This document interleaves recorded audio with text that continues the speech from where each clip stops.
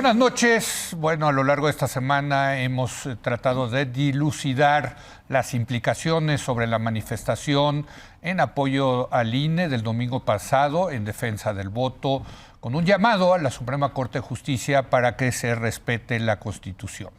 Hoy vamos a seguir con este análisis de esta manifestación. Para tal efecto, saludo a Denise Dresser. Denise, muy buenas noches. Hola, buenas noches. Pablo Magluf. Pablo, buenas noches, Leo. Buenas noches, Denise. Y vía remota está Mario Arriagada. Mario, ¿cómo estás? Muy buenas noches. Buenas noches, Leo. Denise, Pablo, buenas noches. Pues empecemos, creo que te toca empezar a ti, Pablo. Tú veniste específicamente a la marcha. ¿Cómo la viste? Sí, yo creo que era una obligación histórica, cívica. Primero empiezo diciendo qué vimos, ¿no? ¿De qué se trata esto? Yo creo que estamos viendo la formación orgánica de un frente cívico en defensa de la democracia. Una amalgama que incluye a la ciudadanía, a la sociedad civil organizada y a la oposición, que está unida por lo que Chucho Silva Herzog el lunes llamó un constitucionalismo patriótico, que en realidad es un concepto de Sternberger, popularizado por Jürgen Habermas, pero que en esencia es lo que nos une, es la defensa de la Constitución, la democracia y la libertad. Y que creo que emitió un mensaje a 5 principales destinatarios. Primero que nada, a la misma ciudadanía, ¿sí? Ya hay una convicción compartida. Nos vemos el uno en el otro en esta defensa democrática. Segundo, la Suprema Corte de Justicia. Un poco parafraseando a Solzhenitsyn. Saben que es inconstitucional el Plan B y fuimos a decirles que sabemos que saben.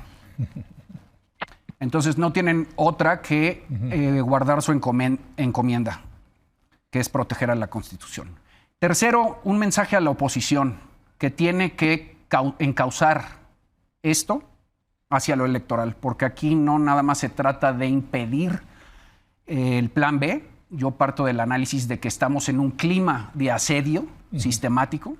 Si el Plan B se cae, van a seguir ataques y hay que impedir que se consolide un régimen transeccional antidemocrático, una hegemonía.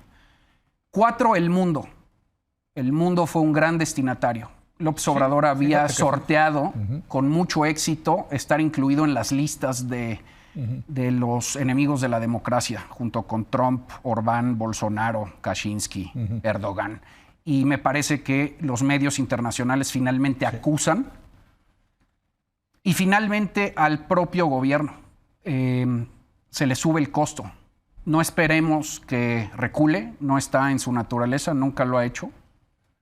Pero creo que sí se le mandó el mensaje de que continuar con este atropello antidemocrático va a tener costos altísimos, cuya única salida sería el descenso al oprobio de una tiranía.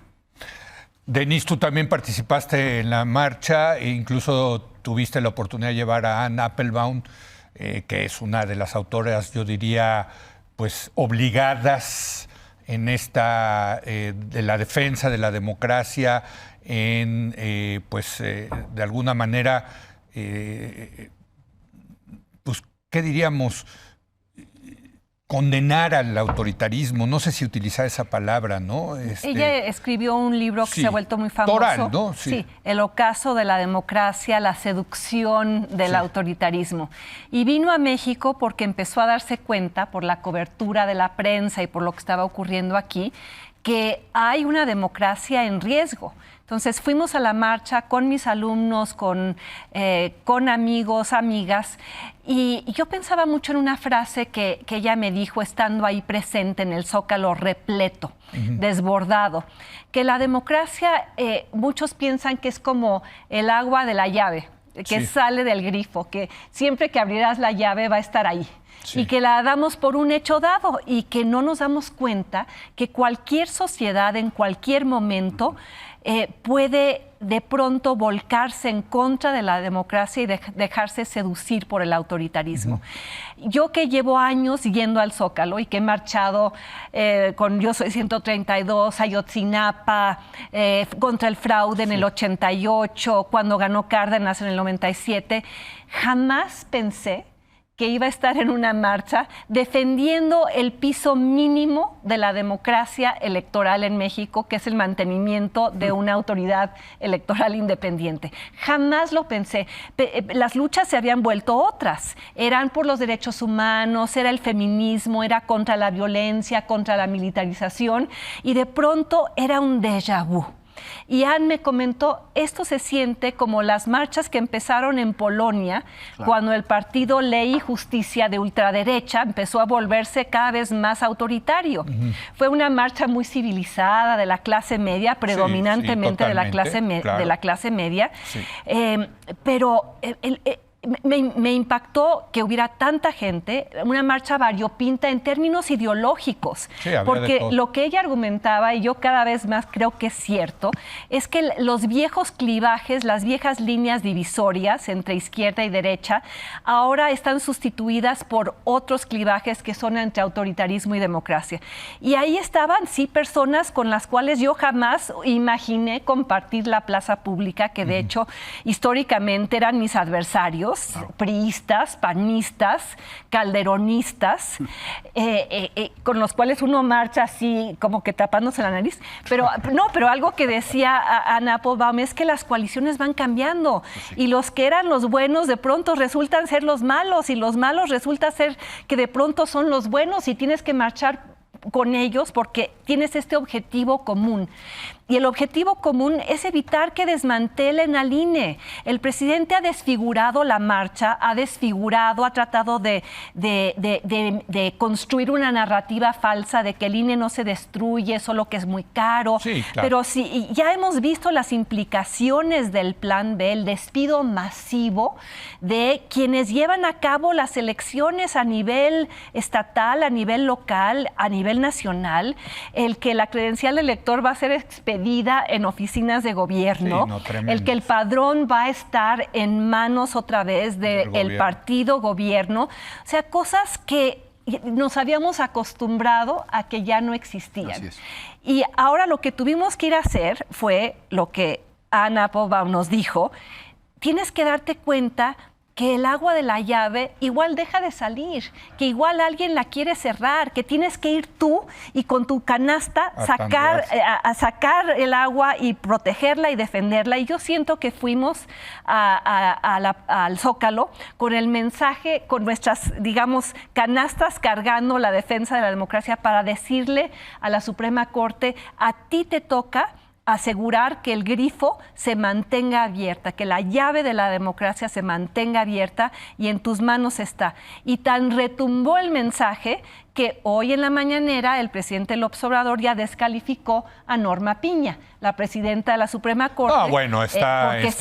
Porque la presión sobre la Corte va a ser brutal. Brutal, completamente de acuerdo. Muy interesante esto que dice Denise del tema de unir, de coaliciones raras, ¿no?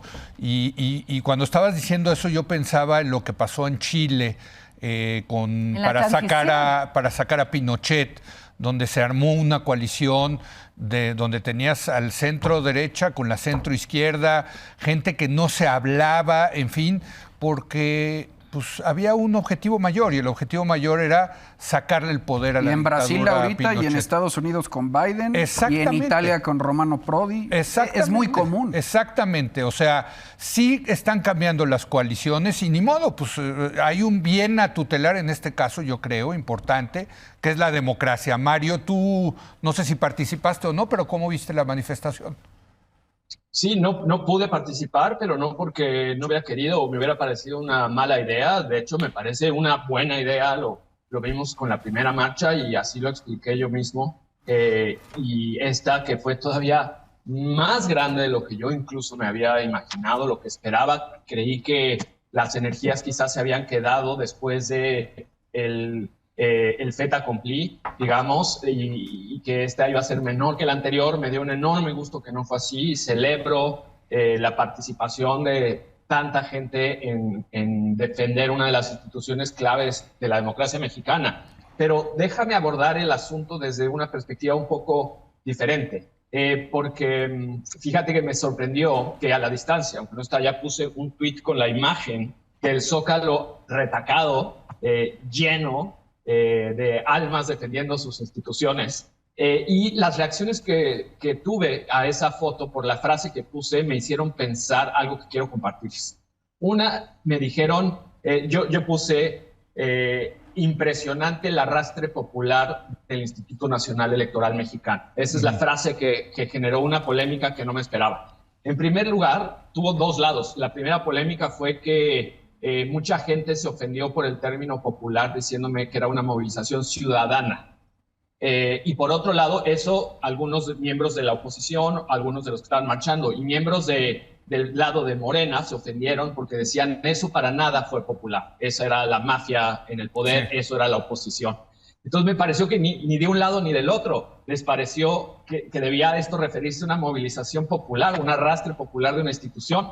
Y quisiera elaborar sobre esa idea porque creo que tiene dos ángulos interesantes. El primero es una diferencia que se suele hacer, que creo que es un malentendido, entre lo ciudadano como algo bien pensante, reflexivo, que se opone a lo malo y solo defiende lo bueno, y también lo popular como algo despectivo, algo irreflexivo, y es un poco una distinción clasista, me parece, que no necesariamente captura lo que ocurrió el otro día. Sin duda, todos los miembros que marchan son ciudadanos de por sí, o sea, no niego eso para nada, pero son ciudadanos los que se movilizan en una marcha de Morena como los que se movilizan defendiendo al INE de las propuestas de Morena que pueden afectar su funcionamiento y por lo tanto la democracia mexicana.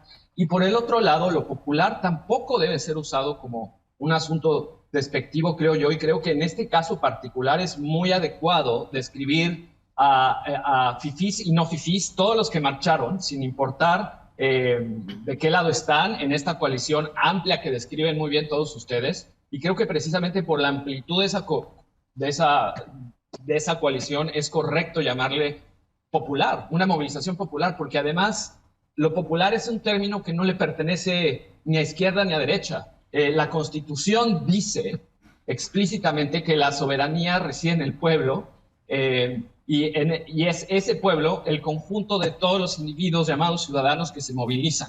Y sobre todo, esa soberanía a la que se refiere la Constitución es a que cada mexicano que representa una parte de ese conjunto llamado el pueblo tiene derecho a un voto. Y su voto debe ser contado igual, sin importar si es rico o pobre, si reflexionó bien su voto o no. Y esa es la definición básica de soberanía popular. Y lo que hubo fue una defensa de la soberanía popular el otro día con una movilización popular. Fíjate que una de las consignas que yo escuché era que a menudo se coreaba la gente, era nosotros también somos pueblo. Porque, bueno, pues evidentemente el presidente López Obrador ha tratado de decir que ese segmento de la sociedad o que esa parte del pueblo no es pueblo, sí. ¿no? A mí que me menciona con frecuencia en las mañaneras, sí. Dice, es que Denise Dresser no es parte del pueblo. Ella nunca ha estado del lado del pueblo. Y aprovecho aquí para mandarle un mensaje. A ver, la última vez que leí la Constitución, todos éramos pueblo, todos éramos ciudadanos con derechos constitucionalmente protegidos. 100%. Claro, pero lo que ocurre es que ha habido una resignificación del lenguaje y una apropiación por parte del presidente de ciertos términos. Para él, democracia es que gobierne Morena. Sí. Pueblo es quienes están de acuerdo. Con él. Con él, exacto. Sí. Élite es cualquiera que se le oponga. Sí. Traidor a la patria es cualquiera que lo critique. Sí. Entonces, esas definiciones que significan otra cosa en el diccionario de la lengua española, el López Obradorismo los ha transformado en conceptos que le son políticamente útiles y polarizantes. Aquí hay que decir que habría que leer el ensayo de Orwell espectacular de cómo, los regímenes totalitarios y fascistas comienzan con una resignificación de las palabras. Lo bueno se vuelve malo, lo malo se vuelve bueno, en fin, ¿no? Espectaculares, y ya de haber sido de los 40 quizás, ¿no? Pues él presenciando el estalinismo. Exactamente. Déjame irme al tema, perdón, porque tú decías, a ver, me gustaría tratar el tema de qué sigue, Sí. ¿no? Porque, a ver, 13 de noviembre... una primera movilización en contra de la reforma constitucional, no pasa la reforma constitucional. 26 de febrero, una manifestación en contra del Plan B. Yo sí creo que la Suprema Corte, yo sí estoy confiado que la Suprema Corte lo va a declarar inconstitucional. Y ahí se acabó la causa. Tú decías, no, esto es el nacimiento de algo. Por supuesto. Híjole, pero también puede ser la muerte de algo. O sea, No. al parecer también se corre el riesgo de que no se siga desarrollando eso. No, Leo, ¿No? yo parto del análisis y del supuesto de que el Plan B no es un ataque aislado. Si la Corte Suprema lo rechaza, Sí. ahí no va a parar el asedio a la democracia. Estamos en un ambiente de ataque, estamos frente a un régimen antidemocrático. Después del Plan B viene el intento de captura del proceso de selección de sucesión. El Plan C. El Plan C. El Ya proceso sé. de sucesión de consejeros del INE. Sí. Después vienen las elecciones en el Estado de México y Coahuila, que van a ser nacionales, no locales. Sí. Después vienen las campañas. Después viene la elección, Sí. que no creo yo que Pero reconozcan ves a una esos derrota. grupos variopintos. Espérame, déjame, ahí Sí. voy a explicar mi teoría. Sí. Si lo que nos une en este patriotismo constitucionalista Sí. o constitucionalismo patriótico Sí. es a todos, es la defensa de la democracia, y si partimos del supuesto que el ataque va a ser sistemático y continuo, el propio presidente nos está aglutinando. El propio presidente. Eso es cierto. Por eso decía Soledad Loaesa algo Sí. muy inteligente hace unos años en tu programa. Sí. La polarización es un arma de doble filo que va a operar eventualmente en contra del presidente. Por dos razones, creo. Yo creo que el populismo es insostenible por dos razones, a largo plazo. Primero, porque como se basa en la política de la enemistad de Carl Schmitt, Sí, del sí. amigo-enemigo, Amigo-enemigo. necesita generar adversarios para mantener a sus bases movilizadas. Esos adversarios son antiguos algunos, pero se van agotando. Hay que generar nuevos. Así como los antiguos fueron la mafia del poder, el PRIAN, los fifís, los conservadores, pues hay que añadirle científicos, académicos, artistas, ¿sí? Luego, la segunda razón es que la forma de gobernar carismática requiere destrucción de instituciones, procesos democráticos, libertades. Y eso desafortunadamente va generando muchos agraviados, ¿sí? Muchos damnificados, que se van acumulando en el tiempo. Los enemigos y adversarios se van uniendo a los agraviados y desfavorecidos. Papás de niños con cáncer. Muchos de los que fueron el domingo votaron por López Obrador. Por supuesto, Incluyendo, decepcionados. claro, sí. Gente decepcionada, papás de niños con cáncer, empresarios desamparados en la pandemia. Universitarios. Clases medias, profesionistas. Exacto, clases medias. Todos esos grupos ya están ahí. Lo que va a hacer la Unión Antidemocrática es, digamos, utilizar la polarización por mera inercia en contra del polarizador. Sí, claro. Yo creo que va a haber otras consignas además de esa. Esa A no ver, alcanza. Déjame. Nada más las Sí. enlisto rápido. Yo creo que va a ser la economía de bolsillo, la seguridad y la salud. A ver, ¿qué sigue, Denis, después de esto? ¿Tú ves sobreviviendo un movimiento o ni siquiera ayer lo decía bien Gibran, no es un movimiento todavía, ¿no? Porque no hay liderazgo, no hay hay una agenda común, o sea, ha sido todo muy espontáneo, yo creo, ¿no? A ver, primero, yo no estoy preocupada por lo que ocurra en la Corte. Porque el presidente va a utilizar todos los mecanismos a su disposición para presionar a los ministros. Y todavía no sabemos qué pasa con Yasmín Esquivel, que se ha ausentado de las discusiones. Sí. Y debería ella votar o no frente a lo que ha sucedido. En segundo lugar, me preocupa O sea, ¿tú todavía ves la posibilidad de que la Corte no declare inconstitucional el Plan B? Que sería gravísimo y que además nos deja en una situación donde ¿qué salida habría? Ahí sí ese movimiento continúa, para que veas. Ahí sí. Sí, pero continúa ¿hacia qué? ¿Hacia qué? Porque yo pensaba ahí en el Zócalo, en la transición a la democracia electoral, lo que le pedíamos a la gente es que saliera a votar. Con eso se logró el cambio, pero esa ruta de salir a votar, si destruyen el sistema electoral, si destruyen al árbitro, la ruta para sacar a alguien que quiere quedarse en el poder cambiando las reglas va a ser muy distinta y no sé exactamente cuál es, porque lo que vi en el Zócalo es un conglomerado de ciudadanos y variopintos de diferentes ideologías y sin que eso se traduzca hoy por hoy en una oposición electoral. Y ese es el problema, porque no importa cuántos zócalos tomemos, cuántas veces marchemos, si no hay una buena oposición que logre aglutinar ese sentimiento y traducirlo en votos, no va a importar, va a ser puramente testimonial. No hay una buena opción. Exacto. No, pero no hay opción, ¿eh? No, ahí hay un error que yo quiero refutar. A ver, por favor, déjame terminar. Sí. Tú vas a decir, es que basta con que sea oposición. Pues por supuesto. No, es que para el electorado, creo que estás siendo muy simplista en tu análisis del electorado. Tú piensas que simplemente porque la gente está decepcionada con López Obrador, van a votar por la oposición. Pero Denise, tú estás siendo muy purista. No estoy siendo purista. Estoy diciendo la realidad. Hay personas que jamás votarían por el PRI o que no lo harían si sigue Alito ahí. Entonces están votando por López Obrador. No, bueno, o sea, ¿hay de dos? Sí, pero es que no hay ni siquiera una fórmula. Déjame terminar, por favor, Pablo. Te dejé hablar a ti. Sí.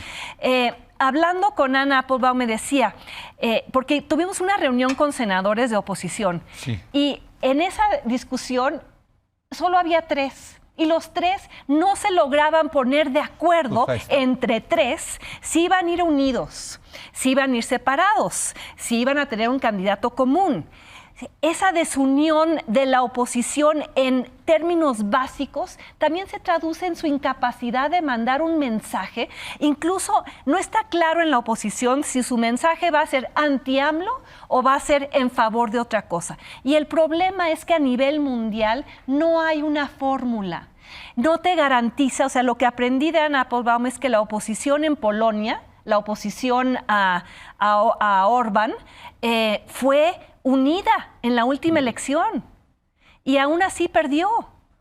Y luego en lugares donde van separados, de pronto ganan. O sea, no hay una fórmula y por eso mi desazón mi alegría frente al vigor ciudadano, el músculo ciudadano de personas libres, independientes que no fueron a apoyar a Genaro García Luna en un momento vergonzoso, Malú Micher diciendo que quienes marchábamos era para apoyar al fentanilo. De ninguna manera, sí ha sido una tergiversación total de los motivos por los cuales se marchó. Y aprovecho para regañar a los morenistas que alguna vez marcharon con nosotros para que hubiera INE, que ahora están tergiversando todo para decir que el INE es el responsable de los fraudes. A ver, déjame que le entre a este debate. Mario, ¿tú cómo ves que sigue para esto que está surgiendo, vamos a llamarlo así, movimiento? A ver, déjame decirle algo a Mario. Es que creo que hay mejor ciudadanía. La ciudadanía es mejor que la oposición. No es cierto. La oposición surge de la ciudadanía. Los políticos son parte de la sociedad mexicana. Queremos Churchills y Lincolns. No existen. No, Pablo. No existe esa oposición. No, Pablo, porque los partidos no buscan a los ciudadanos. Están tomando otra vez decisiones populares, elitistas, siempre los mismos. Si tú quieres que la oposición mande a Gandhi, déjame. Por cierto, hay una oposición inteligente. No sé quién decía que un estadista es un político que lleva 20 años muerto, ¿no? Pero a ver, Mario. Sí.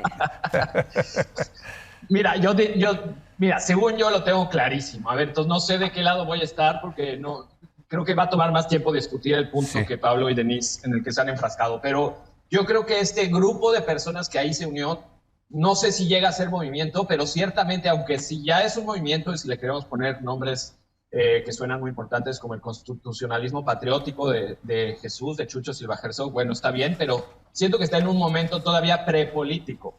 Y para hacer oposición hay que llegar a un cierto momento de madurez política. Y con esa madurez política me refiero con cierta estructura, organización, liderazgos, plan, estrategia, y que se comporte más o menos unido versus sus adversarios políticos y que los defina con claridad. Y eso yo creo que todavía no existe. Es más, los reto a decirme si sí existe o no. O sea, no es de querer que los ciudadanos se organicen y sean oposición o no. No es un deseo, es objetivamente inexistente, yo creo. Está en un momento prepolítico. Ahora, eso no es criticar a la gente que allí estuvo. Ciertamente no. O sea, en todo caso sería una crítica a la falta de liderazgos de la oposición, que no sabe cómo conducir esas energías. Seguro mucha gente de ahí estaría de acuerdo con algo, con que alguien les diera rumbo, pero otros decidirían que no, depende. Cada uno de esos individuos pues tiene que considerar que está ahí para defender una cosa básica que los convocó, que es que la institución funcione bien en la próxima elección, para que no haya dudas sobre quién gana y quién pierde. O sea, eso creo que hasta ahí estamos claros. En ese sentido es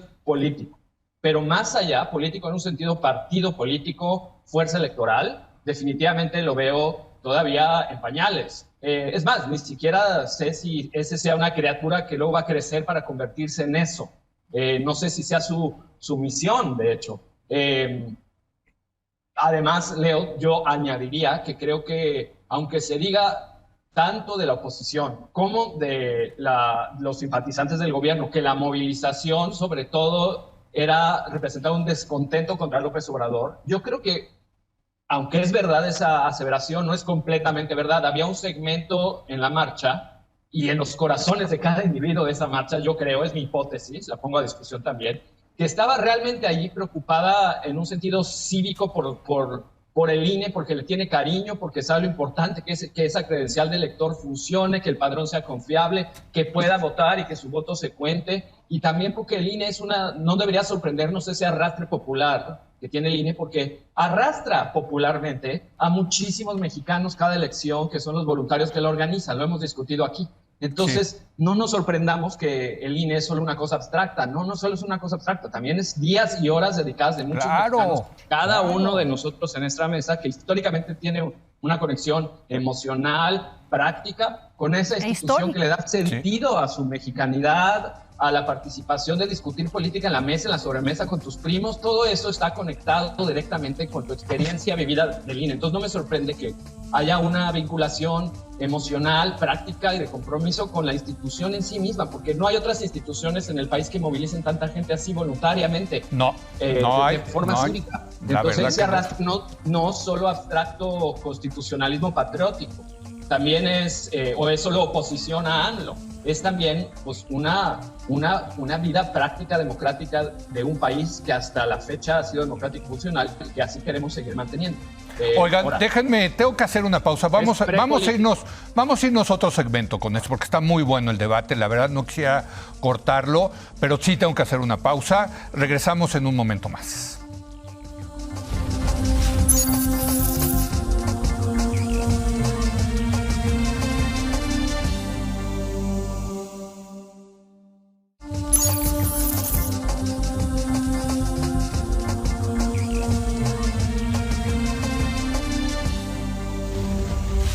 Estamos teniendo un debate muy interesante con respecto a la manifestación de la semana pasada, de este domingo pasado, y donde nos enfrascamos en una buena discusión es en qué sigue para este movimiento que existe, que es real, que se está movilizando. Por cierto, no nada más en la Ciudad de México, hay que decirlo, salieron en otras ciudades del país. Y del mundo. Y aquí había una diferencia de que si pues es la oposición que tenemos o no, o hay más ciudadanía que oposición. Yo quisiera, antes de pasarte a ti la palabra, Denise, recordar una anécdota que cuenta Jorge Castañeda en el 2000, en la elección del 2000, que fue a hablar creo que con Carlos Fuentes, si no me equivoco, y Carlos Fuentes le decía, hijo, mano, es que votar por el PAN y por un ranchero de Guanajuato. Y Castañeda le dijo, pues es lo que hay, Carlos. Sí. Es que eso es lo que hay. O sea, quisiéramos que hubiera otra cosa, pero este es el que puede sacar al PRI de la presidencia. Sí, ¿Sí me entiendes? Te entiendo perfectamente y yo fui de las que Castañeda convenció. Sí. Yo voté por un ranchero en el 2006, aunque Del era PAN. del PAN, por Del el cual PAN. jamás habría votado en otras circunstancias Ahí está. para sacar al PRI de los Pinos y fue el voto útil. Ahora están diciendo, usemos el voto útil del PRI y del PAN y del PRD para sacar a Andrés Manuel López Obrador del poder y es lo que hay. Es lo que hay. Pero, a ver, entre hoy y las elecciones, la oposición tiene que hacer muchas cosas mejores de lo que las ha hecho para armar una coalición capaz de ganarle al López Obradorismo, cosas que no ha hecho hasta el momento. Y cuento una anécdota. Llegamos emocionados a la plancha del Zócalo, el sol brutal, y de pronto un discurso de Beatriz Pajés.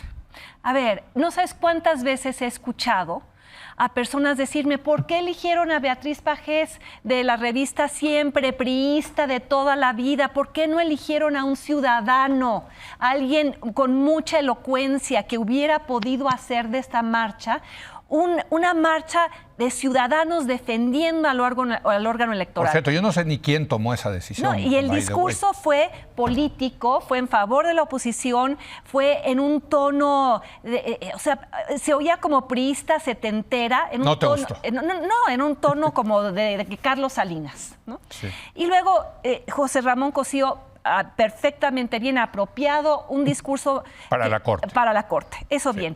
Pero era un momento en el cual se podría haber aprovechado esta energía ciudadana que no está haciendo la oposición, Pablo. No están buscando a ciudadanos, no se están acercando, siguen enfrascados en sus pleitecitos partidistas. Sí, no, y van a seguir. Exacto. Pero son los que hay.